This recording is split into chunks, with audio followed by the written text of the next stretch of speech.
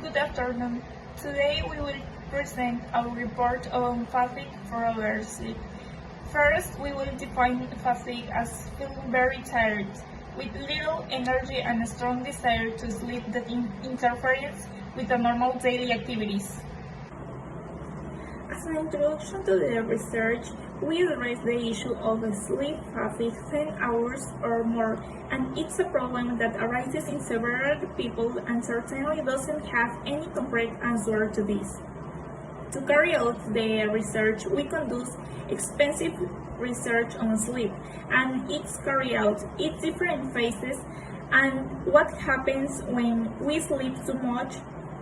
Okay, the purpose of this research is to verify that once you sleep 8 hours, you start to spend the energy that the body generates during these first hours, and for this reason, it feels as if you have not rested in addition to this altering cardiac cycle. Through the surveys that we made to young people of 17 and 18 years old about their sleep hours, because we took into account that they are in a stage of physical maturity, we can rule out chronic disease that could influence the research. We asked same questions to know what they feel and when they sleep more than 10 hours, and some others with which we conclude that these people do feel tired and spend energy after these hours of sleep. Our procedure consists in questions to adolescents, people between 17 and 18 years, and of both sexes.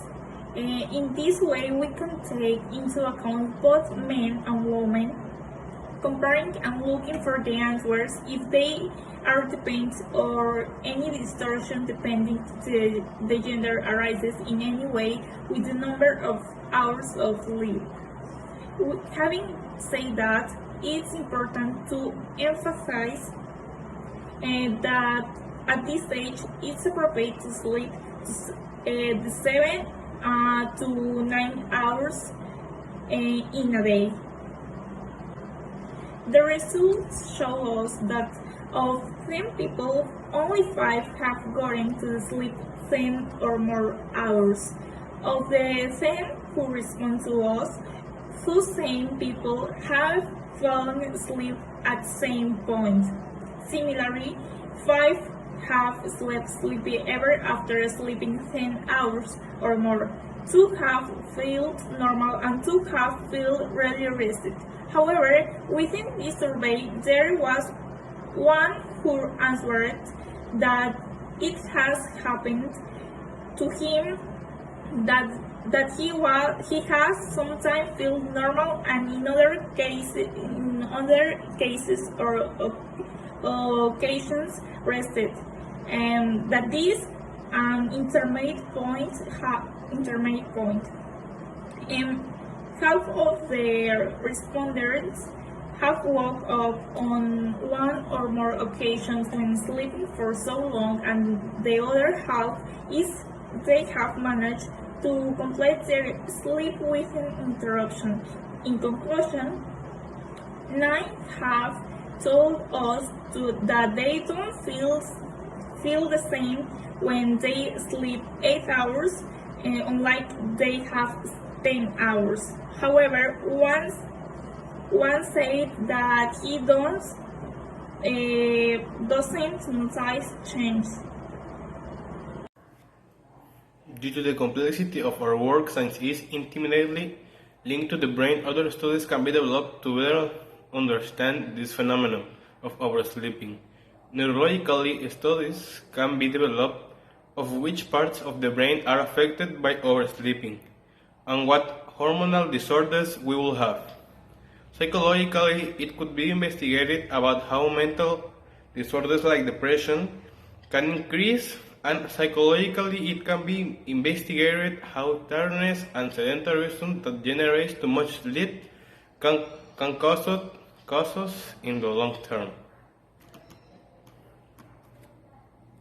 It seems to us that our discoveries about this social problem would be used mainly to change people's ideas because of the oversleeping, although it sounds nice and satisfactory, because they take it as more rest, generates more relevance than they think, because it creates a hormonal disorder which affects the sleep cycle and the brain, which makes the mind more susceptible to mental disorders such as depression and anxiety. And it is in that way that our results can affect people in the future. As it is a complex problem, many people will consider it to be true and many others will let it go.